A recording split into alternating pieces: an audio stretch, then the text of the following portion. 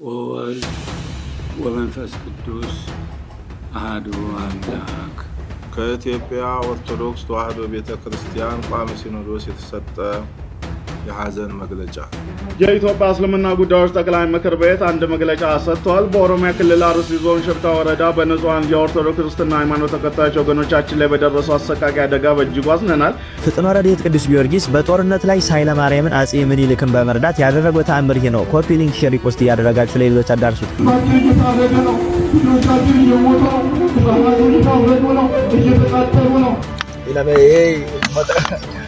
ከውሻ ነፍስ አነሰብን አይደለ? ለኛ አርሲ ላይ እየተገደሉ ያሉ የኦርቶዶክሳውያን ህይወት ዛሬ ላካፍላችሁ የፈለኩት የአንዲት የአርሲ ተወላጅ የሆነች እህት ሰቆቃል። ሰላም ጤና ይስጥልኝ። እንዴት አደራችሁ? እንዴት ዋላችሁ? እንዴት አመሻችሁ? አምላካ በቅዱስ እግዚአብሔር ስሙ ዛሬም ዘወትር የተመሰገነና የተወደሰ ይሁን። በሁለት ጉዳይ ተመልሼ መጥቻለሁኝ። አንደኛው ዛሬ አድዋ ነው። እንኳን አደረሳችሁ። ስለዚህ ከአድዋ ጋር ተገናኘ አንድ ሁለት ቪዲዮዎችን የምንመለከት ነው የሚሆነው። ከዛ ውጭ ግን አርሲና በአርሲ ጉዳይ ላይ የተሰጡ መግለጫዎችን እንመለከታለን። ሶስት አካላት መግለጫ ሰጥተዋል። የኢትዮጵያ ኦርቶዶክስ ተዋሕዶ ቤተክርስቲያን ቋሚ ሲኖዶስ፣ የእስልምና ጉዳዮችና የሃይማኖት ተቋማትም ሶስቱ መግለጫ አውጥተዋል። እሱን የምንመለከታቸው ነው። እውነት መግለጫ ወይስ ማላገጫ የሚለውን ነገር እናያለን። አርሲ ላይም ደግሞ ምንድነው የሚለውን ነገር ከቦታው ጭምር አንዳንድ ጉዳዮችን እንመለከታለን። ዛሬም አርሲ ላይ ሞት አለ፣ ሞት ተከስቷል። እሱንም የምንመለከተው ነው የሚሆነው። እስከ ፍጻሜ ድረስ ተከታተሉ። ታዲያ ዛሬ እንዳልኳችሁ አድዋ ነው። በአድዋ ቀን አንዱ ቤተክርስቲያን ድል ካደረገችበት መካከል ላይ ከቅዱስ ጊዮርጊስ ጋር ተገናኘ ነው የሚነገረው። ፍጥኖ ረድኤት ቅዱስ ጊዮርጊስ በጦርነት ላይ ኃይለ ማርያምን አጼ ምኒልክን በመርዳት ያደረገው ተአምር ይህ ነው። ኮፒ ሊንክ ሼር ፖስት እያደረጋችሁ ለሌሎች አዳርሱት። እንኳን ለዚህ ታላቅ በዓል በሰላም አደረሳችሁ። ይህ በዓል ለኛ ለኦርቶዶክስ ተዋሕዶ ሃይማኖትና ለአፍሪካውያን በሙሉ የድል በዓላችን ነው። ከጌታችን ከኢየሱስ ክርስቶስ ልደት ከ1854 ዓመት በኋላ የኢትዮጵያ ንጉሠ ነገሥት ዳግማዊ አጼ ምኒልክ በነገሰ በ26ኛው ዓመት የምኒልክ የጦር አለቃ ገበየው ድል ካደረጋቸው በኋላ እንደገና ምኒልክን ወግተው ኢትዮጵያን በቀኝ አገዛዝ ሊገዙ የሮም ሰዎች መጡ። ከዚያም በኋላ የኢትዮጵያ ንጉሠ ነገሥት ዳግማዊ አጼ ምኒልክ ሀገሬ ኢትዮጵያን ወዳለሁ የሚል ኢትዮጵያዊ ሁሉ በአስቸኳይ ይነሳ፣ መስቀል ሞቱንም ተሸክሞ ይከተለኝ፣ እግዚአብሔር የወሰነልንን የባህር ወሰን አልፎ ሀገር የሚያጠፋ ሃይማኖት የሚለውጥ ጠላት መጥቷልና ሲል አዋጅ አስነገረ። ዳግመኛም በፈረሶቻቸው መጣብር ላይ በጦራቸው በጋሻቸው ላይ የመስቀል ምልክት እንዲያደርጉ ወታደሮቹን አዘዛቸው።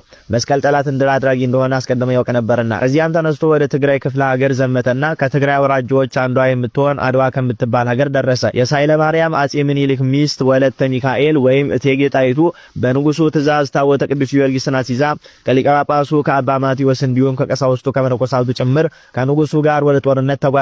በዚያንም ጊዜ የአክሱም ጽዮን መነኮሳትና ካህናት የእመቤታችንን ስዕል ይዘው ወደ ንጉሱ ወደ ምኒልክ መጥተው ከሊቀ ጳጳሱ ከነ አቡነ ማቴዎስ ጋር ተቀላቀሉ። ከዚያም ሌሊቱን ሙሉ ጸሎተ ምህላ ሲያደርሱ አደሩ። ቅዳሜ ማታ ለእሑድ አጥቢያ ይሄውም የካቲት 22 ቀን ነው። ከዚያም ሌሊቱን ሙሉ ጸሎተ ምህላ ሲያደርሱ አደሩ። ቅዳሜ ማታ ለእሑድ አጥቢያ ይሄውም የካቲት 22 ቀን ነው። ንጉሱ ኃይለ ማርያም አጼ ምኒልክም የጦር ልብሱን ለብሶ ከሰራዊቱ ጋር ወደ ጦር ግንባር ሄደ። ከዚያም ከሮማውያን የጠላት ጦር ጋር ተገናኝቶ ከሌሊቱ በ11 ሰዓት ጦርነቱን ጀመረ። የንጉሱ ኃይለ ማርያም ሚስት ወለተ ሚካኤል እቴጌ ጣይቱ ሌሊት በታቦተ ቅዱስ ጊዮርጊስና በእመቤታችን ስዕል ፊት በጸሎትና በስግደት እየተጋች አደረች። ሲነጋ ወደ ጦርነቱ ቦታ በመሄድ እጅግ በሚያስደንቅ ያነጋገሯ ኃይል በጦርነቱ መካከል እየተገኘች ለንጉሱ ወታደሮች የሞራልና የብርታት ድጋፍ ትሰጣቸውም ነበር። በእውነት ለተመለከታት ሁሉ እንደ ኃይለኛ ተጋዳይ አርበኛ ትመስል ነበር እንጂ የሴቶች የተፈጥሮ ባህሪ በእርሷ ላይ አይታይባትም ነበር። የንጉሱም ወታደሮች የንግስቲቱን የጀግንነት አነጋገር በሰሙ ጊዜ በእሳት ላይ እንደተጣደ የብረት ምጣድ ልባቸው ጋለ። ይልቁንም ላም እንዳየ አንበሳ፣ ፍየል እንዳየ ነብር እየተወረወሩ በጦርነቱ መካከል በመግባት የጠላትን ጦር በሰይፍ ይጨፈጭፉት ነበር። መጽሐፍ ሹመቱን ሽልማቱን ያየ አርበኛ ከጦርነት ከሰልፍ ወደ ኋላ አያፈገፍግም ብሎ ተናግሯልና። በዚያንም ጊዜ ንጉሱ ኃይለ ማርያም ወይም ምኒልክ በጦርነቱ መካከል ሳለ ሊቀ ጳጳሱ አቡነ ማቴዎስ እንዲሁም የአክሱም መነኮሳት ሌሎቹም ካህናት በሙሉ ታቦተ ቅዱስ ጊዮርጊስና ስለ ማርያምን ይዘው ከንጉሱ በስተኋላ በጀግንነት ቆመው ጸሎተ ምህላን ያደርሱ ነበር። ንግስቲቱ ወለተ ሚካኤል በጸሎት ጊዜ በመዓልትም በሌሊትም ከእነርሱም አትለይም ነበር። የጽዮን አገልጋዮችን በእግዚአብሔር ሕጉ ታቦት ፊት መለከት ይነፉ ነበር። በዚያም ዕለት የውም የካቲት 23 ቀን በሮማውያን ወይም በጣሊያንና በኢትዮጵያውያን መካከል ከፍተኛ ጦርነት ሆነ። ወዲያውኑ በሰማይ ላይ ታላቅ ታምር ተደረገ። አደረገ። ይሄውም የቀስተ ደመና ምልክት ታየ። ከዚያም ቀስተ ደመና ውስጥ መልኩ አረንጓዴ የሚመስል ጢስ ይወጣ ነበር። ከዚያም ጢስ ውስጥ እንደ ክረምት ነጎድጓድ ያለ ድምጽ ተሰማ።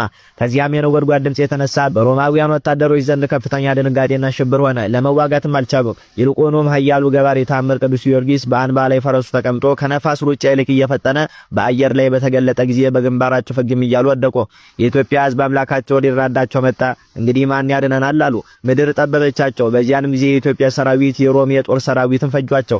የተረፉትን ማረኳቸው። ፈጽሞ እስኪያጠፋቸው ድረስ በሮማውያን ላይ በእግዚአብሔር ስልጣን የኢትዮጵያ እጅ እየበረታች ሄደች። ከዚህም በኋላ ንጉሡ ኃይለማርያም በእግዚአብሔር ኃይልና በታምር አድራጊው በቅዱስ ጊዮርጊስ ተራዳይነት የሮማውያን የጣሊያንን የጦር ሰራዊት በጦርነት ድል አድርጎ የድል አክሊል ተቀዳጀ። ስለዚህም በዳዊት የምስጋና ቃል የድል ዘውድ ያቀዳጀኝን እግዚአብሔርን ባለ ዘመኔ ሁሉ አመሰግነዋለሁ፣ ለፈጣሪ እዘምራለሁ አለ። ሕዝቡም ሁሉ በክብር ከፍ ከፍ ያለ እግዚአብሔርን በፍጹም ምስጋና እናመሰግነዋለን። የሮማውያንን ኃይል ቀጥቅጦ አጥፍቷልና ሰረገላዎቻቸውን ሰባብሯልና ሰራዊቱን ሁሉ በምድር ላይ በትኗቸዋልና እያሉ አመሰገኑ። በፈጣሪው በኢየሱስ ክርስቶስ ኃይል በጦርነት መካከል የረዳቸውን ቅዱስ ጊዮርጊስን በፍጹም ማድነቅ እያደነቁ አመሰገኑት። የሮምም የጦር ሰራዊት በኢትዮጵያ ፊት ተዋረዱ። ለኢትዮጵያውያን ለአፍሪካውያን አዲስ ፀሐይ ወጣ። ዳግመኛም በኢትዮጵያ ላይ እጃቸውን ከፍ ከፍ አላደረጉም። በምኒልክ ዘመነ መንግስት ኢትዮጵያ ከጦርነት ለ40 ዓመት ያህል አረፈች። የኢትዮጵያ ንጉሠ ነገሥት ምኒልክም ከአድዋ ጦርነት ከተመለሰ በኋላ አዲስ አበባ በምትባለው ከተማ መካከል በቅዱስ ጊዮርጊስ ስም የተዋበች ቤተክርስቲያንን አሰራ። ስሟንም ገነተ ጽጌ ብሎ ሰየማት። ሰማዕቱ ቅዱስ ጊዮርጊስ በጦርነቱ ሊራዳው ነበርና ረድኤት በረከቱ ይደርብን፣ በጸሎት ይማረን። እግዚአብሔር ከተማን ካልጠበቀ ጠባቂ በከንቱ ይተጋልና። ዛሬም የኢትዮጵያ ገበዝ የአድዋ አርበኛ ሊቀ ሰማዕታት ቅዱስ ጊዮርጊስ የአስራተ ገሉን ቅድስት ኢትዮጵያን ይጠብቅልን። አሜን። ይቆየን። ጥቁር ሕዝብ አንገቱን ቀና አድርጎ እንዲሄድ ያደረገ የታሪክ ማህደር የተገለጠበት የነጻነት ቀንዲል የበራበት ታላቅ ስፍራ አድዋ የካቲት 23 1888 ዓመተ ምህረት ብዙ ታሪክ አለው። ኢትዮጵያውያን ነጻነታቸው ያወጁበትና ለጥቁር ሕዝቦች ኩራት የሆነውን ድል ያስመዘገቡበት እለት ነው። የዓለም ሀያላን ሀገራት አፍሪካን እንደ ቅርጫ ሊከፋፍሉ ሲዶልቱ ኢትዮጵያ ግን አልገዛም ብላ በቁጣ ተነሳች። ዳግማዊ አጼ ምኒልክና እቴጌ ጣይቱ የክተት አዋጅ ሲያውጁ ከመላው ኢትዮጵያ የተሰበሰበው ገበሬ፣ ነጋዴና ካህን በጠመንጃ ሳይሆን በወኔ፣ በጋሻ ሳይሆን በጽናት ወደ ሰሜን ተመመ። የጣሊያን ዘመናዊ መሳሪያና መድፍ በኢትዮጵያውያን ፍቅርና አንድነት ፊት አመድ ሆነ። አድዋ ላይ የፈሰሰው ደም የአንድ ጎሳ ወይም የሃይማኖት ሳይሆን የኢትዮጵያውያን ማህተብ ነበር። ዛሬም አድዋ ለእኛ ድል ብቻ አይደለም፣ አድዋ ለእኛ አንድ ከሆነን የማይበገር ኃይል አለን የሚል የዘላለም ትምህርታችን ነው። አድዋ የጥቁር ሕዝቦች ኩራት፣ የኢትዮጵያውያን የቁም ስጦታ። እንግዲህ አድዋን ድል ያደረገች ሀገር፣ አድዋ ላይ ድል የተቀናጀች ሀገር ላይ አርሲ ላይ ግን ኦርቶዶክሳውያን ሲገደሉ ዝምታን መርጠዋል። ታዲያ ከትናንትና በስቲያ 4 ሰው፣ ከዛ በኋላ 21 ሰው፣ ከዛ በኋላ 7-8 የሚሉ አሉ። ደግሞም ትናንትና 3 ሰዓት አካባቢ ላይ ምሽት ላይ እንደዚህ መረጃ ደርሶ ነበር። በአርሲ ሽርካ ኦርቶዶክሳውያን ሰቆቃ እንደቀጠለ ነው። አሁን ከምሽት 3 ሰዓት በኋላ ጋለማ ገብረ ክርስቶስ አካባቢ ላይ ያለ ህዝብ በጣም መከራ የደረሰበት እንደሆነ ሰማን። ታዲያ ዛሬ በተነበበው መረጃ መሰረት ደግሞ እዛው የተባለበት ቦታ ላይ ሽርካ አሁንም በኦርቶዶክሳውያን ላይ የፈጸመው የዘር ማጥፋት እንደቀጠለ ነው። በ22 ማለትም ትናንትና ማለት ነው። በጥጆ ለቡ ቀበሌ ሌሊት 2 ወንድማማች አረጋውያን ኦርቶዶክሳውያን በአክራሪዎች ታርደዋል ይላል። አቶ ታደሰ የ27 ዕድሜ እና አቶ በለጠ የ70 ዓመት ዕድሜ ባለጸጎች ነበሩ። አክራሪዎቹ ካረዷቸው በኋላ ንብረታቸው ሙሉ ለሙሉ ዘርፈው ወስደዋል። ስርዓተ ቀብራቸው ዛሬ በ23 በአድዋ ቀን ማለት ነው 06/2018 ዓ.ም ከረፋዱ 3 ሰዓት ላይ በጋለማ ገብረ ክርስቶስ ቤተክርስቲያን ተፈጽሟል። የቀበሌ ባለስልጣናት መረጃውን እንዳይወጣ ስርዓተ ቀብራቸው ስትፈጽሙ ፎቶ ሲያነሱ የነበሩ ኦርቶዶክሳውያን ስልኮቻቸውን በመንጠቅ ወደ እስር ቤት አስገብቷቸዋል። ካህናትም ሳይቀር ፎቶ ብታነሱና መረጃ ብታወጡ አንፋታችሁም እያሉ ሲያስፈራራቸው ነበር። ያለ አንዳች ከልካይ ህዝቡ ዘሩ ከምድረ ገጽ እየተጸዳ መሆኑ ይህ ማሳያ ነው ይላል ወንድማችን ኢዮሳፍጥ ነው መረጃውን ያጋራ። በጣም ጎበዝ ትጉህ ወንድማችን ሰውን ይሆን ያለ አረጋውያን ቤታቸው አርደዋቸዋል። 2 ወንድማማቾች የ72 እና የ70 ዓመት ወንድማማቾች ናቸው። ይህም ተርፎ ደግሞ በአስቸኳይ ይቀብሯቸዋል። ሲቀብሯቸው ደግሞ ፎቶ የምታነሱ ከሆነ ወዮላችሁ እየተባሉ ነው። ሲቀርጹ የነበሩ ወንድሞችንም እስር ቤት ውስጥ እየጣሏቸው ነው። ይህ የሆነ ያለው አድዋን ድል አደረግን ብለን በምናስብበት ያንን አድዋ ድል ያደረጉ ኦርቶዶክሳውያን ደግሞ በሚታረዱበት ሀገር ላይ ያለ ነው። እየታረደ ነው። ልጆቻችን እየሞቱ ነው። ህፃናቱ እየታረዱ ነው፣ እየተቃጠሉ ነው። ሀብቶቻቸው፣ ቤቶቻቸው እየተቃጠለ ነው። ስሙን ግን የምንታረደው መንገድ ነው። መንግስትም ይስማ፣ የኦሮሚያ ህዝብ ይስማ፣ የዓለም ሁሉ ህዝብ ይስማ፣ የፌዴራል መንግስትም ይስማ። ይህ ምንድን ነው? እስከመቼ ድረስ 2 ዓመት 3 ዓመት 4 ዓመት ሙሉ ታረድን ሞትን? ለምንድን ነው የምንባለው? መንግስት ለምን አይሰማን? ለምንድን ነው መከላከያው የወጣው? ህዝባችን እየታረደ ነው። ልጆቻችን እየሞቱ ነው። ህፃናቱ እየታረዱ ነው፣ እየተቃጠሉ ነው። ሀብቶቻቸው፣ ቤቶቻቸው እየተቃጠለ ነው። ስሙ፣ በዓለም ሁሉ ያላችሁ ስሙ። እኛ ሌላ ሀገር የለንም፣ ሌላ ህዝብ የለንም፣ ሌላ ህይወት የለንም። የተሾምንበት እኛ እረኛ ነን። ልጆቻችን ለምን ይሞታሉ? አድራዋ ቀይ ገራምቴ ገራሞዴም እንግዲህ አሁን እንደዚህ እየተናገሩ ያሉት የሀገረ ስብከቱ ሊቀ ጳጳስ ናቸው። እየተረድን ነው፣ እየተገደልን ነው እያሉ ነው ያሉት። እሳቸው ባሉበት ሀገረ ስብከት አሁንም አዲስ ተቀይረው እንደው መፍትሄ ይመጣል ተብሎ ሲነገር እንደሄዱ አይታችሁት ከሆነ ከመንግስት ጋር በተደራደሩት ከዛ በኋላ ለባለስልጣናቱ ሽልማት ምናምን ሰጥቶ ነገር ምክንያቱም ሽልማት የሚያስቆም ጉዳይ አይደለም። ሆን ተብሎ ኦርቶዶክሳውያንን የማጽዳት ዘመቻ ስለሆነ መንግስትን በሽልማት የሚደለልበት አጋጣሚ አይደለም። ተመልሰው ኦርቶዶክሳውያን ግድያ እንደቀጠለ በዚህ ሳምንት ብቻ ከ40 በላይ ኦርቶዶክሳውያን ተገድለዋል በአንዲት አካባቢ ላይ። እስቲ ቅዱስ ሲኖዶስ ያወጣውን መግለጫ እንመልከትና ቋሚ ሲኖዶስ ማለት ነው ሌሎችንም መግለጫዎች አይተን ምንድነው ከሆነ የሚያደርጋቸው ምንድነው የጋራ አቋማቸው ቢለው ነገር አሰማቸዋለሁ። ወልድ ወመንፈስ ቅዱስ አሐዱ አምላክ። ከኢትዮጵያ ኦርቶዶክስ ተዋሕዶ ቤተ ክርስቲያን ቋሚ ሲኖዶስ የተሰጠ የሐዘን መግለጫ። እለሃሙ በእንተ ስሙ ምድር ሰናይት ርስቶሙ። ስለ ስሙ መከራን የተቀበሉት መንግሥተ ሰማያት የእነርሱ ናት። ከዚህ በፊት በአርሲ ሀገረ ስብከት በተለያዩ ወረዳዎች የበርካታ ኦርቶዶክሳውያን ወገኖቻችን ሕይወት በመጥፋቱና ከሞት የተረፉትም ከቤት ንብረታቸው ተፈናቅለው ወደ አጎራባች ከተሞች ተሰደው ለረሃብና ለእርዛት ተጋልጠው እየኖሩ መሆኑ ይታወቃል። ቀደም ሲል በተለያዩ ጊዜያት በደረሰው ሞትና ስደት ምዕመናን እያዘኑ ባሉበት እኛም ከሐዘናችን ባልተጽናናንበት ሁኔታ ጥቃቱ በአዲስ መልኩ ቀጥሎ የ21 ንጹሐን ወገኖቻችን ሕይወት በግፍ ማለፉን በሕይወት የተረፉትም በታጣቂዎች መታገታቸውንና የደረሱበት አለመታወቁን በነገራችን ላይ ይሄ መግለጫ የተሰጠው ትላንትና ነው። ትላንትናም እየተነገረ ያለው 21 ኦርቶዶክሳውያን እንደሞቱ ነው እየተነገረ ያለው። ከዛ በፊት 4 እንደሞቱ፣ ከዛ በኋላ 21፣ ከዛ በኋላ 7። ይሄ መግለጫ እንኳን ሲሰጥ 32 ሰዎች በላይ ሞተዋል። 4 21 25 7 ጨምሩበት 32 ሰዎች ሞተዋል። ግን አሁንም እነሱ አባቶች መግለጫ እየሰጡ ያሉ ግን 21 ተብሎ በቃ ቆሟል። ከዛ በፊት የነበረው 4 ከዛ በኋላ 21 ከዛ በኋላ 7 ዛሬም 2 እያልን ነው የምንሄድ። እንደዚህ በመቆጠራቸው ቁጥር ራሱ በጣም ብዙ ናቸው። ፊክስድ ነው 21 ሰው ሞተ። ነገም አሁን መግለጫ ቢወጣ 21 ሰው ተብሎ በምን ጊዜ ምን የተባለ ነገር 10 የሚበልጡ አባወራዎች ቤትና ንብረት እንደተቃጠለ በመግለጽ ከሀገረ ስብከቱ የቀረበውን ሪፖርት የተመለከትነው ጥልቅ በሆነ ሐዘን ነው።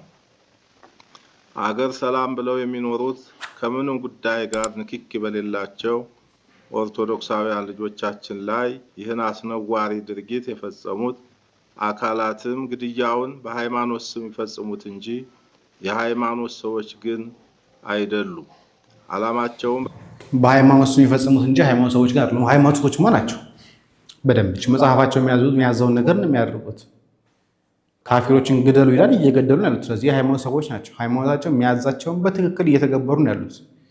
ግን የፖለቲካዊ ድምፀት ለመስጠትና ፖለቲካዊ ለማድረግ ግን የሃይማኖተኞች ቢሉን ግን የሃይማኖት ሰዎች አሉ። የሃይማኖት ሰዎች ናቸው። ትክክለኛ እስልምና እኮ እሱ ነው የሚያርደው የሚገድለው ነው ትክክለኛ እስልምና እኮ። ካፊርን ግደል ነው የሚለው። ስለዚህ እየገደልን እያጸዳን ያለው በደንብ አድርጎ በአላህ ምድር ላይ የማያምን ሰው ማየት አይፈልጉም። በቃ እያደረጉ ያሉት እሱን ነው። ስለዚህ ሃይማኖተኞች ናቸው፣ የሃይማኖት ሰው ናቸው። ስማቸውም ሙስሊም ይባላሉ። እስልምናን የሚከተሉ ናቸው። የሚገሉን መግደላቸው ሳያንስ እኛ ደግሞ ተመልሰን ከቨር የምናደርግላቸው ደግሞ በጣም ይገርመኛል። ራሴ በሀገራችን ለረጅም ዘመናት ተከባብረው አብረው በኖሩት የሃይማኖት ተቋማት መካከል ግጭትን መፍጠር ነውና የሁሉም ሃይማኖት ተከታዮች በጋራ ልናወግዛቸው ይገባል። በመሆኑም በወገኖቻችን ላይ የተፈጸመው አሰቃቂ ግድያ በህዝበ ክርስቲያኑ ዕለታዊ ኑሮ አሉታዊ ተጽዕኖ የሚፈጥር በቅዱሳት መጻሕፍትም ሆነ በሰው ልጅ ሰብአዊ አኗኗር ፈጽሞ ተቀባይነት የሌለው አጸያፍ ድርጊት በመሆኑ የኢትዮጵያ ኦርቶዶክስ ተዋሕዶ ቤተክርስቲያን ቋሚ ሲኖዶስ በጽኑ አውግዞታል።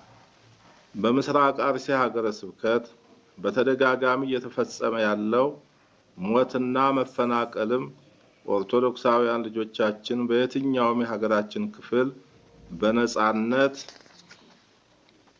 ሰርተው የመኖርና ስርዓተ አምልኮ የመፈጸም ህገ መንግስታዊ መብታቸውን የሚጋፋ በመሆኑ የክልሉና የፌደራል መንግስት ጉዳዩን በልዩ ሁኔታ ተከታትለው አፋጣኝ መፍትሄ እንዲሰጡበት ቋሚ ሲኖዶስ በጥብቅ ያሳስባል። ፍርድን በመሻ የመንግስት አካላት እኮ ፎቶም እንኳን እንዳይነሳ እየተከራከሩ ነው። እንኳንስ የመንግስት አካላት መፍትሄ ይሰጡናል ብለን ልናስብ ይቅርና የመንግስት አካላት የተባሉ ሰዎች እኮ ፎቶ እንዳያነሱ፣ ፎቶ ያነሱት ደግሞ ወደ እስር ቤት እየከተቱ ደግሞም ካህናትን እያስፈራሩ ያሉ ናቸው። ስለዚህ እነኚህ ናቸው ፍትህ የሚሰጡን ብለን የምንጠብቀው። ፌዴራል መንግስቱ ስጣ ብለን እንጠብቃለን። የሚጮኸው ስለ ስሙ መከራን የተቀበሉት የንጹሃን ደም ተገቢውን ፍትህ ይፈልጋልና ይህን አስነዋሪ ድርጊት የፈጸሙት አካላት በህግ እንዲጠየቁ ወደፊትም ክቡር የሆነው የሰው ልጅ ህይወት እንዳይጠፋ የዜጎች ሀብትና ንብረት እንዳይወድም መንግስት የዜጎችን ደህንነት የማስጠበቅ ተግባሩን እንዲያከናውን ቋሚ ሲኖዶስ ጥሪውን በአጽንኦት ያስተላልፋል።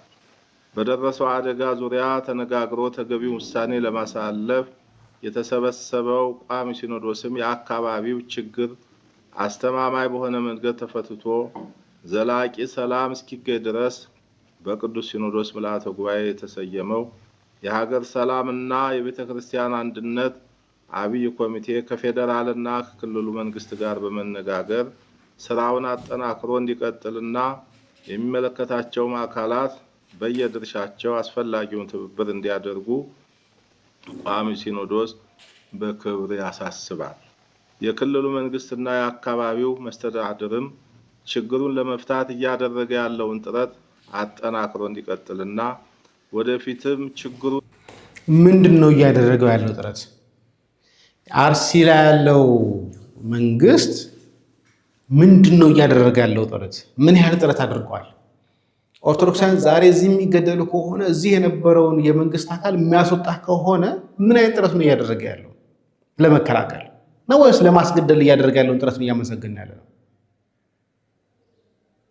ዛሬ የሚከሰትበት ቦታ ላይ ዛሬውኑ ሌሊት ላይ የሚያስወጣቸው ከሆነ የመንግስት አካላትን አስቀድመው ለሙስሊሞች ተነግረው ሙስሊሞች ቀስ በቀስ አንድ ባንድ እያሉ እየወጡ ከቦታ ከአካባቢ እየወጡ ኦርቶዶክሳውያን ሲቀሩ ሌሊት 10 ሰዓት ጀምሮ የሚጨፈጭፋቸው ከሆነ ምን አይነት መከላከል ነው እያደረገ ያለው? ምንስ ነው እያስጠበቀልን ያለው? ምንስ ነው እየጠበቀን ያለው? መግለጫዎቹ ራሱ ኦርቶዶክሳዊ እውነትን ከመናገር ይልቅ ከሞቱት ወገን ከመቆም ይልቅ ፖለቲካዊ ላይ ያለው ፖለቲካዊ ለዛ ያለው የፖለቲክ ኮሬክተንስ የሚባለው ፖለቲካሊ ትክክል እንዲሆን ቃላቶችን አስተካክለው የሚጽፉት በነገራችን ላይ እንጂ እናውቀዋል። እዛ ያሉ ሰዎችን በግልጽ እንደሚነግሩን ከሆነ ዛሬ እዚህ አደጋ የሚከሰት ከሆነ የሚጠብቁ የነበሩ ሰዎች ጠዋት ሌሊት ይወጣሉ አለ። እነኚህ እየጠበቁ ሳይሆን ሆን ብለው እያስገደሏቸው እንደሆነ ግን እናውቃለን። ግን አባቶች ከሟቾች ጎን ከመቆም ይልቅ ከሚያጠፋን መንግስት ጎን መቆማቸው በጣም ያሳዝናል። እንዳይደገም ከመሰረቱ መፍታት የሚያስችል እርምጃ እንዲወስድ ቅዱስ ቤተክርስቲያናችን በአጽንኦት ትጠይቃለች። በመጨረሻም ስለ ስሙ በስጋቸው መከራ በመቀበል ሕይወታቸውን ባጡት ኦርቶዶክሳውያን ልጆቻችን ሞት የተሰማንን መሪር ሐዘን እየገለጽ ልዑል እግዚአብሔር ዕረፍተ ነፍስን እንዲሰጥልን ቤተሰቦቻቸውንም እንዲያጽናናልን እንጸልያለን። የኢትዮጵያ ኦርቶዶክስ ተዋሕዶ ቤተክርስቲያን ቋሚ ሲኖዶስ የካቲት 22 2018 ዓ.ም አዲስ አበባ ኢትዮጵያ። እንግዲህ አሁን ይህን ነገር እንዴት ተነጋግረው እንዳደረጉት አሁን የኢትዮጵያ ኦርቶዶክስ ተዋሕዶ ሲያስታወጣ ቀጣይ ደግሞ ያወጣው ደግሞ ማን አካል እንደሆነ አሳያችሁ። የኢትዮጵያ እስልምና ጉዳዮች ጠቅላይ ምክር ቤት አንድ መግለጫ ሰጥቷል። በኦሮሚያ ክልል አርሲ ዞን ሽርካ ወረዳ በንጹሃን የኦርቶዶክስ ክርስትና ሃይማኖት ተከታዮች ወገኖቻችን ላይ በደረሰው አሰቃቂ አደጋ በእጅጉ አዝነናል። ድርጊቱ የትኛውንም ሃይማኖት የማይወክል ይልቁንም በሃይማኖቶች መካከል ለዘመናት ያለውን የመከባበር እሴት በመናድ በአማኞች ህዝቦች መካከል ጥርጣሬ፣ ግጭት ለመፍጠር የተቀነባበረ እኩይ ሴራ ነው ብለን እናምናለን። በመሆኑም መንግስት አጥፊዎችን በመለየት አፋጣኝ እርምጃ እንዲወስድ እንጠይቃለን። ለሟች ቤተሰቦች አላህ መጽናናቱ እንዲሰጥ እንለምናለን። የኢትዮጵያ እስልምና ጉዳዮች ጠቅላይ ምክር ቤት የካቲት 22 ቀን 2018 ዓ.ም አዲስ አበባ ኢትዮጵያ ሲል ነው መግለጫቸውን ያወጡት። እናመሰግናለን። ኦርቶዶክሳውያን ቴሌሚዲያን ግን ኮፒ ሊንክ፣ ሼር፣ ሪፖስት እያደረጋ የኔ ጥያቄ ለምንድን ነው ቅዱስ ሲኖዶስ ቋሚ ሲኖዶስ መግለጫ ሲያወጣ ተጠብቆ የእስልምናው ያወጣው? ከዛ ፊት አርሲ ላይ በጣም ብዙ ሞቷል። ዝም ብለን ያደረጋችሁ ነበረው እህሳ የኢትዮጵያ ኦርቶዶክስ ተዋሕዶ ቋሚ ሲኖዶስ ሲያወጣ እነሱም ተንገክተው ያወጣሉ። ምናልባት ተዘጋጅተውም ሊሆን ይችላል፣ ተነጋግረውም ሊሆን ይችላል ያደረጉት። እሱም ብቻ አይደለም። የሃይማኖት ተቋማት ጉባኤም ደግሞ አውጥቷል መግለጫ። ላንብብላችሁ። እንደዚህ ይላል። የምትመለከቱት የሃይማኖት ተቋማት ጉባኤ ነው። የካቲት 22 ያወጣው ኢትዮጵያ ኦርቶዶክስ ተዋሕዶ ቋሚ ሲኖዶስ አወጣ። የእስልምና መጅልስ ያወጣ። እሺ፣ ንጹሐንን በመግደልና ንብረት በማቃጠል የሚሳካ ምንም አይነት ዓላማ አይኖርም። ፖለቲካ የካቲት 22 ቀን 2018 ዓ.ም አዲስ አበባ ኢትዮጵያ ሃይማኖት ተቋማት ጉባኤ ይላል። የኢትዮጵያ ሃይማኖት ተቋማት ጉባኤ በአርሲ ዞን በንጹሐን ዜጎች ላይ የደረሰውን አሰቃቂ ግድያ መረጃ የሰማው በታላቅ ድንጋጤ በጥልቅ ሐዘን ውስጥ ነው ይላል። እነኚህ ሰዎች እኮ የሞቱት እኮ የገደላቸው ፋኖ ነው ብሎ የዘገበው አካል ነው። በነገራችን ላይ አሁን እንደዚህ ጥልቅ ውስጥ ነን የሚል ፋኖ ገደለ ብሎ ዘገባ የሰራው አካል ነው። አሁንስ ማን የገደላቸው ቢባል ፋኖ ነው የሚለው አንዳንድ ኃይሎች ይላል። ጥቃቱ ሃይማኖታዊ አይደለም ደግሞ ተመልሶ ደግሞ የሚሉት ደግሞ እነኚሁ ናቸው። እነኚሁ ሃይማኖት ተቋማት ጉባኤ የተፈጸመው ሃይማኖታዊ ሰብአዊ እጅግ ዘግናኝ ግድያ ወንጀል ጉባኤያችን በጽኑ ያወግዛል። የኢትዮጵያ ኦርቶዶክስ ተዋሕዶ ቤተክርስቲያን ቋሚ ሲኖዶስ ከሰጠው መግለጫ የ21 ንጹሐን ወገኖች ህይወት በግፍ ማለፉ እንግዲህ የቤተክርስቲያን ቋሚ ሲኖዶስ ሪፈር እየተደረገ ያለው ይህ ሪፈር የተደረገ ያለው ቋሚ ሲኖዶስ መግለጫ ግን 21 ብቻ ግን አይደለም የሞተ የነበረው 32 ነበር የሞተው። መግለጫው ሲሰጥ እንኳን የሟቾች ቁጥር 32 ነበር። 21 ብሎ የኛዎች ይዘገባሉ። ስለዚህ ቀጣዮችም 21 ይላሉ፣ ያኛውም 21 ይላል፣ ሌላውም 21 ይላል። ትላንትና የሞተው ትላንትና በስቲያ የሞተው ከዛ በፊት የሞተው አይቆጠርም፣ ጉዳያቸው አይደለም። በግፍ ማለፉን የግድያ የተፈጸመው በታጣቂዎች ታግተው መወሰዳቸውንና እስካሁን ድረስ የገቡበት ቦታ አለመታወቁን 10 የሚበልጡ አባወራዎች ቤት ንብረት በእሳት መቃጠሉን ጉባኤው ከመገንዘቡ ባለፈ ድርጊቱ የተፈጸመ ከተባለው ቀን አንስቶ ሁኔታውን በጥልቅ ሲከታተል ቆይቷል። ተከታትላችሁ ምን አደረጋችሁ? ምን ብላችሁ ዘገባችሁ? የኢትዮጵያ ሃይማኖት ተቋማት ጉባኤ ዜጎች የመኖር ያለ ስጋት ከቦታ ቦታ መንቀሳቀስ እና ሰርቶ የመለወጥ መብት ሙሉ በሙሉ ሊከበር እንደሚገባው በጽኑ ያምናል። ለዚህም እንደ ጉባኤ ማድረግ ያለብን ሁኔታ ሁሉ የሚደረግ ይሆናል። የኢትዮጵያ ሃይማኖት ተቋማት ጉባኤ ንጹሐንን በመግደል ንብረት በማቃጠል የሚሳካ ምንም አይነት ዓላማ እንደማይኖር በግልጽ ያሳውቃል። ኦልሬዲ የተሳካላቸው ነው። ኦርቶዶክሳውያን ከቦታ እያጠፏቸው ነው። ሀብት ንብረታቸውን እያጠፉባቸው ነው። እየዘረፏቸው ነው። እያርዷቸው ነው። እየገደሏቸው ነው። ኦርቶዶክሳውያን በፍራቻ ውስጥ እንዲኖሩ አድርጓቸዋል። ስለዚህ ከዚህ በላይ ምን ማሳካት አላቸው? በደንብ እያሳኩ ነው እንጂ በደንብ እያሳኩ ነው። የዜጎች የግልና የቡድን ማንነት በተለይም ሃይማኖታዊ መሰረት ያደረገ ማንኛውም ጥቃት ፈጣሪ ዘንድ ታላቅ ኃጢአት መሆን ታላቅ ኃጢአት ነው ይላሉ። በፈጣሪ ዘንድ መደረጉ ባለፈው ሲዘግቡ ማሪዎስን የለመዱ ሰዎች እስልምና ክርስቲያኖችን እንዲገድል ፈቃድ ያለው ሙሉ ለሙሉ 100% ፈቃድ ያለው ቢሆንም ግን በፈጣሪ ዘንድ ኃጢአት ነው። በየትኛው ፈጣሪ? ስለ ክርስትና ፈጣሪ ያወራችሁ ከሆነ አዎ ኃጢአት ነው። ስለ እስልምናው ግን አይደለም። የማያምን ሰው ማጥፋት፣ መግደል ዓላማቸው ነው። ሁሌ ሞቷቸው መፈክራቸው እሱ ነው። የማያምን ሰው ማጥፋት፣ መግደል ነው ዓላማቸውም እሱ ነው። እያየን ያለነው እሱ ነው። ሲያደርጉት የምናውቀው እሱ ነው። እና በፈጣሪ ዘንድ ኃጢአት ነው ብሎ ማለት እኔ አንዳንድ ጫወታ ይመስለኛል። በህዝቡ ዘንድ ደግሞ በተቀባይነት የሌለው ጭካኔ ጥግ እንደሆነ ህግን ፊት ከባድ ወንጀል እንደሆነ ዛሬም በድጋሚ ለማስታወስ እና ለማሳወቅ ይወዳል። ይህ ሃይማኖታዊና ሰብአዊ እጅግ ዘግናኝ ተግባር የፈጸሙትን አካላት መንግስት ተከታትሎ በፍርድ የሚያቀርብ እንዲሁም አካባቢ የሚኖሩ ንጹሐን ዜጎች ላይ ተመሳሳይ ጥቃት በድጋሚ እንዳይፈጸም በቂ ጥበቃ እንዲደረግለት ጥሪ እናቀርባለን። ጥሩ እስቲ አድርጉትና እንያችሁ። በተያያዘም ሁሉም ሃይማኖት ተቋማት ይህን ዘግናኝ ተግባር በአንድ ድምፅ እንዲቃወምና በአንድ በመቆም ተመሳሳይ ጥቃት እንዳይፈጠር የሚችሉትን ሁሉ እንዲደረጉ አደራ መልእክት እናስተላልፋለን ብሎ የአዋዳር ላይ 2 ኦርቶዶክሳውያን የ70 ዓመትና የ72 ዓመት ወንድማማቾችን አርደዋል። ጠበቃችሁ ነው እንደማጠብቁም እናውቃለን። በመጨረሻ የኢትዮጵያ ሃይማኖት ተቋማት ጉባኤ ለኢትዮጵያ ኦርቶዶክስ ተዋሕዶ ቤተክርስቲያን አባቶች፣ መሪዎች እና የምዕመናን በሙሉ በተለይም ጉዳት የደረሰባቸው ወገኖችን፣ ቤተሰቦችና ወዳጆችን ፈጣሪ መጽናናቱን እንዲሰጥልን እንመኛለን። ፈጣሪ ኢትዮጵያን እንዲባርክ፣ ህዝቧን ይጠብቅ። የካቲት 22 2018 ዓ.ም በሃይማኖት ተቋማት ጉባኤ ይላል። ሶስቱም ተመሳሳይ ናቸው። ሶስቱም ፖለቲካዊ እንጂ ለሟቾች ያዘነ መልእክት በፍጹም የላቸውም። ሶስቱም ፖለቲካዊ ኮሬክትነስ እንዲኖራቸው፣ ሶስቱም ገዳዮቻቸው ሙስሊም እንደሆነ አልተናገሩም። ሶስቱም እያረዳ ያለው የውሃብያ እስላም እንደሆነ አልተናገሩም። መናገርንም አይፈልጉም። በሚገርም ሁኔታ እያየን ያለነው ነገር እሱ ነው። ገዳዮቻችን ግን እንዴት ናቸው? ምን ይመስላሉ? የሚለው ነገር ላሳያቸው። ይህ ሽርካ አርሲ ሽርካ ያለ ሰው የያዘው የብር ኖት የሌላ ሀገር ብር ኖት ነው። እንደምትመለከት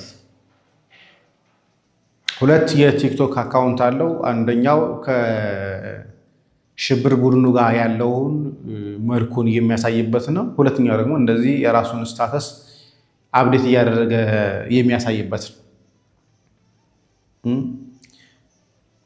ቢላል የሽርካ ልጅ ይላል አንደኛው የቲክቶክ አካውንት። ሌላኛው አካውንቱ ደግሞ ሪፖስት ያደረገውን ነገር ያየው ስለነበር ነው። ጃል ሼዴ የሚል ስም ደግሞ አለው። ሁለቱንም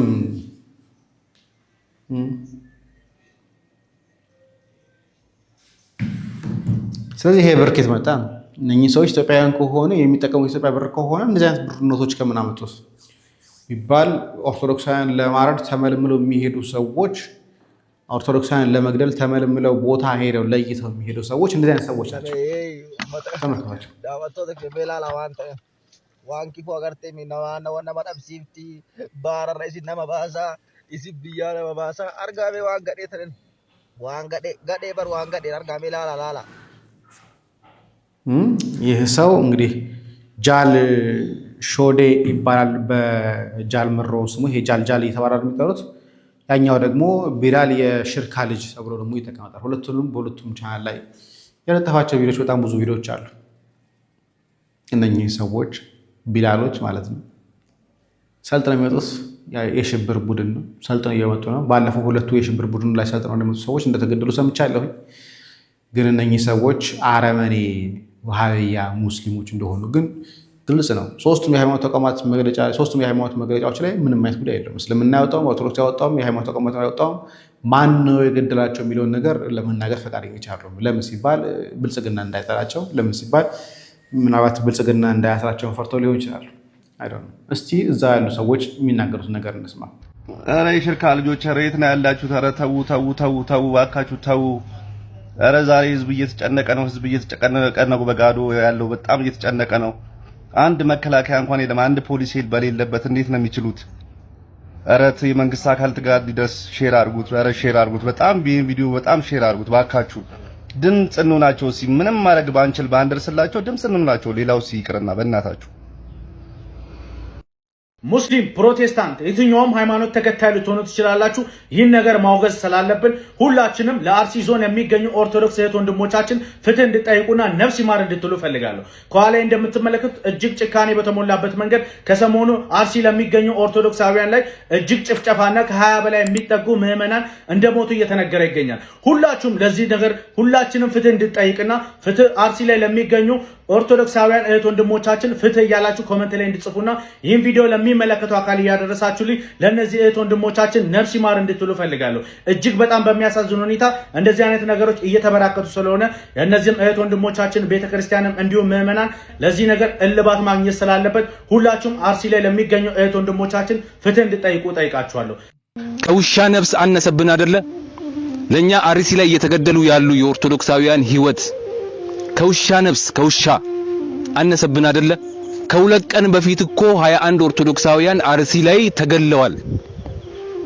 እንዴት ነው ሶሻል ሚዲያ ላይ ትኩረት ያጣው እንዴት ነው አጀንዳ ሊሆን ያልቻለው ለመር ነው አይደለ በቃ አርሲ ላይ የኦርቶዶክሳውያን ሞት ተለመደ አይደለ እኛን ሰርፕራይዝ አያደርገንም አይደለ ለመር ነው አይደለ ወይ በጣም የሚያሳዝነው ከሁለት ሳምንት በፊት እየሞቱ ላሉ እየተገደሉ ላሉ ውሾች የውሻ ነፍስ አስጨንቋችሁ እንዴት ይገደላሉ እያላችሁ ብዙዎቻችሁ ድምጽ ስትሆኑ ነበር እና ከሁለት ቀን በፊት አርሲ ላይ ለተገደሉ 21 ለሚደርሱ ኦርቶዶክሳውያን ነፍስ እንዴት ዝም አላችሁ ከውሻ ነፍስ አነሰባችሁ ከነዛ ከሚገደሉ ውሾች ነፍስ አርሲ ላይ የሚገደሉ ኦርቶዶክሳውያን ነፍሳቸው አነሰባችሁ በጣም ነው የሚያሳዝነው ሶሻል ሚዲያ ላይ የምትገኙ የኮንተንት ክሪኤተሮች ይሄ ስለ ኮንተንት አይደለም ኮንተንት ምንም ሊሆን ይችላል ወጣችሁ አርሲ ላይ በየጊዜው እየተገደሉ ላሉ ኦርቶዶክሳውያን ድምጽ ሁኑ ከሁለት ቀን በፊት 21 ኦርቶዶክሳውያን አርሲ ላይ ተገለዋል ይሄንን ነገር አልሰማችሁም ለምንድን ነው ዝም ያላችሁት በጣም የሚያሳዝነው ሀገራችሁ ኢትዮጵያ ውስጥ ከሁለት ቀን በፊት አርሲ ላይ 21 ኦርቶዶክሳውያን በግፍ ተጨፍጭፈው እናንተ ግን እየዘገባችሁ ያላችሁት ስለ እስራኤልና ስለ ኢራን ውዝግብ ነው ምን አገባንኛ ስለ እስራኤልና ስለ ኢራን የራሷ አሮባት የሰው ታማስላለች አይሆንም ይሄ አሽቃባጭነት ነው መጀመሪያ ስለ ሀገርጩ መጀመሪያ ስለ ሀገርሽ ጩሂ በጣም ነው የሚያሳዝነው እኔ አሁን ፍትህ ለአርሲ ኦርቶዶክሳውያን ለማለት አልመጣውም ምክንያቱም በዚህ መንገድ በጣም ብዙ ጊዜ ጠይቀናል ከሞት ልናስጥላቸው አልቻልንም ከመገደል ከመጨፍጨፍ ልናስጥላቸው አልቻልንም ጥያቄ እስከ መች ድረስ ነው የሚመለከተውን አካል የምጠይቀው እስከ መች ድረስ ነው አርሲ ላይ የሚገኙ የኦርቶዶክስ ተዋሕዶ እምነት ተከታዮች የሚጨፈጨፉት ይሄንን ቪዲዮ ሰባዊነት የሚሰማችሁ ሁሉ ሼር ላይክ ሪፖስት ያደረጋችሁ ለሚመለከተው አካል አድርሱልኝ ንጹህ ደም ፈሰሰ የአቤል ደም ጮኸ ቃየል በዛ ብሎ መናገር ኃጢአት አይደለም በነገራችን ላይ የአርሲ ብቻ አይደለም አሰቦት ላይም እንደዚሁ መረጃ ደርሶኛል አሰቦት ላይም ትናንትና ብቻ ከ50 በላይ አባወራዎች ለቀው እንዲወጡ ተደርገዋል አባቶቹን በኋላ በሚወረን ቪዲዮ ላይ እግዚአብሔር ቃል እናያለን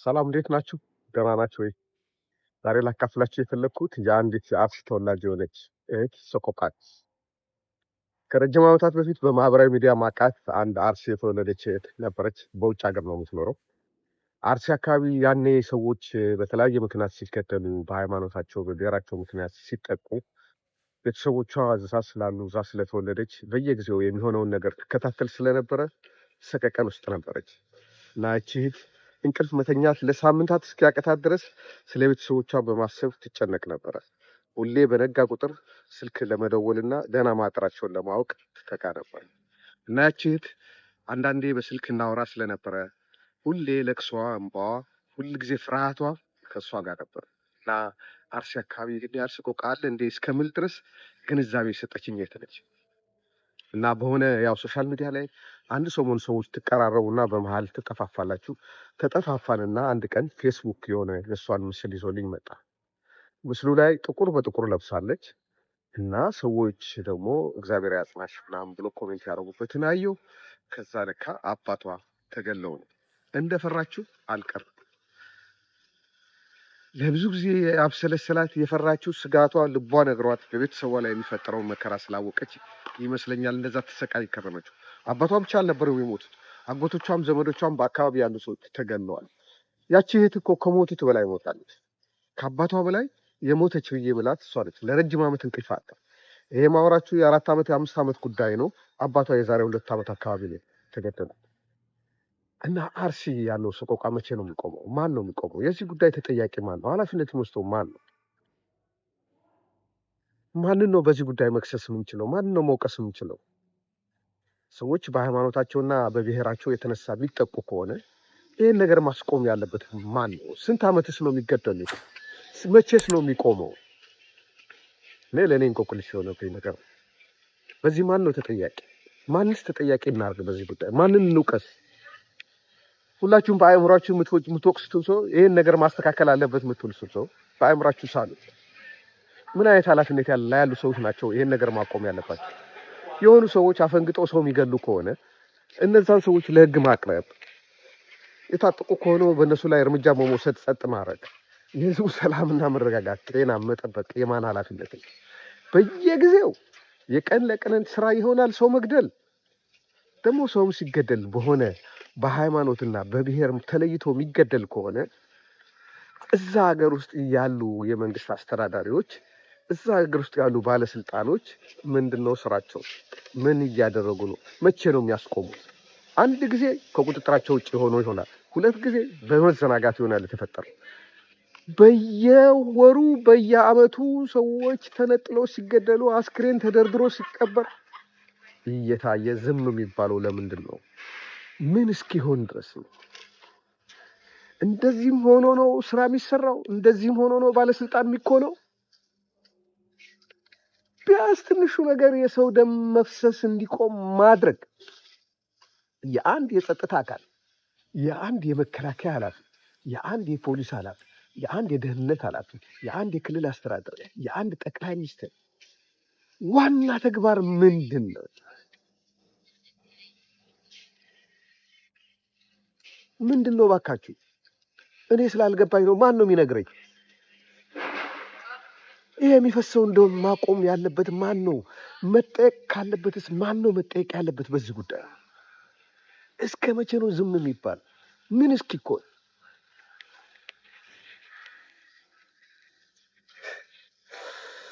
የሆነ ሰው ገደለ፣ የሆነ ሰው አንድ ደረቅ ወንጀል የፈጸመ ሰው ለህግ ሲቀርብ እናያለን። ያ የግል ተበዳዩም ሊያቀርበው ይችላል። እንደዚህ አይነት የጅምላ ጭፍጨፋዎች ላይ ለፍርድ የቀረበ ሰው አለ ወይ? ለፍርድ ከቀረበ በየትኛው ሚዲያ ነው የነገራችሁ? የታሰረ ሰው አለ ወይ? የተከሰሰ ሰው አለ ወይ? በዚህ ጉዳይ ላይ ኃላፊነቱን ባለመወጣት ከስልጣን የተባረረ ባለስልጣን አለ ወይ? እስር ቤት የገባ ባለስልጣን አለ ወይ? በዚህ ጉዳይ ላይ ሰዎች በሞቱበት ጉዳይ ላይ ዋና ከጀርባ ሆኖ ያንቀሳቀስ የነበረ ወይ ሃይማኖት ወይ የምናምን ሽፋን የለበሰ ሰው ለፍርድ ቀርቧል ወይ? ምን አይነት ሀገር ነው እየመሰረትን ያለ ነው? ምን አይነት ሀገር ነው እየገነባን ያለ ነው? ምን አይነት ሀገር ነው ያለን? ምን አይነት መሪዎች ናችሁ ያላችሁን? ያሳፍራል። እውነት ለመናገር ያሳፍራል። ቆጥቤ ነው የምናገረው፣ ምክንያቱም ለሰዎች አእምሮ መጠንቀቅ አለብን። በየጊዜው መቃብር፣ በየጊዜው አስክሬን ተከፍኖ አንድም ቦታ የገደሉ ሰዎች ለፍርድ ሳይቀርቡ ወይም ደግሞ እርምጃ ተወስዶባቸዋል ሳይባል የሰው ልጅ ህይወት እንደዚህ ረከሰ ማለት ነው። አዝናለሁ። በእናንተ በባለስልጣኖች አፍራለሁ። እውነት ምስላችሁን ሳይ፣ ንግግራችሁን ስሰማ አፍራለሁ።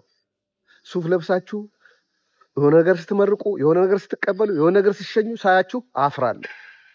እንደዚህ አይነት ስልጣን፣ እንደዚህ አይነት ባለስልጣንም ኖሮ አያውቅም። ኦኬ፣ የተቃወመህ ጋር ተዋጋህን በል፣ ከሆነ ጋር መንግስትህን ሊጥል ስለነበረ ከሱ ተዋጋህን በል። በሰላም የሚኖሩ የሀገሩ ዜጎችን መጠበቅ ያቅታቸዋል። ሸሞኝ አሳፋሪ ነው። ከዚህ በላይ ቃላት የለኝም። ለሞቱን ነፍስ ይማር፣ ለሞቱባችሁ እግዚአብሔር መጽናናት ይስጣችሁ። ስላዳመጣችሁኝ አመሰግናለሁ። እግዚአብሔር ይስጥልኝ። እናመሰግናለን። እግዚአብሔር ይስጥልን። ያለው ሪያሊቲ ውስጥ አንድ ጊዜ ስህተት ሊሆን ይችላል፣ ሁለተኛ ጊዜ ድንገት በመዘናጋት ሊሆን ይችላል። 3 4 5 6 በሳምንት ውስጥ 3 4 5 የሚገደሉ ከሆነ ይሄ ሆም ብሎ የሚደረግ እንጂ ባለማወቅ ያለማወቅ ጉዳይ ሊሆን አይችልም እና ቋልም ሊሆን አይችልም። እኛም በቃ መጮህ ለምዶብን ነው እየጮህን ያለ ነው። መፍትሄው ያላቸው አካላት የመንግስትን ደሞዝ ይበላሉ መሰለኝ፣ ወይ ደግሞ ሚስጥራቸው ተይዞባቸዋል መሰለኝ፣ ወይ ደግሞ የሆነ ሊቀ ጳጳስ በሰላይነት መንግስት ቀጥሮ ወይ እሱ መረጃ ወጣባቸዋል መሰለኝ። ትንፍሽ ለማለትም አልወደዱ። እግዚአብሔር ቀን አለው። ያንን ቀን እናፍቀዋለን ለማየት። እዛን ጊዜ እኩል እናየዋለን። በነገራችን ላይ ምናልባት በህይወት ልኖርም ላንኖርም ይችላል። እግዚአብሔር ግን ቀን አለው፣ ተስፋ አድርጋለሁ። አድዋ ድል ብለን ስንኮራ እና አሁን ላይ ግን ኦርቶዶክሳውያን አንገታቸውን ቀና አድርጎ የሚያዩበት ጊዜ አለ። ምናልባት ያ ድል ያደረገው ነገር የሚቆጫቸው ሰዎች ይመስሉኛል። ለምን አልተገዛንም የሚሉ ሰዎች ይመስላሉ። የሆነ ሆነ እዚህ አላልካ በኋላ እግዚአብሔር ከፈቀደ በሌላ መረጃ መለሳለሁ። ሰላም እግዚአብሔር ከእናንተ ጋር ይሁን። ቸር ቆዩ።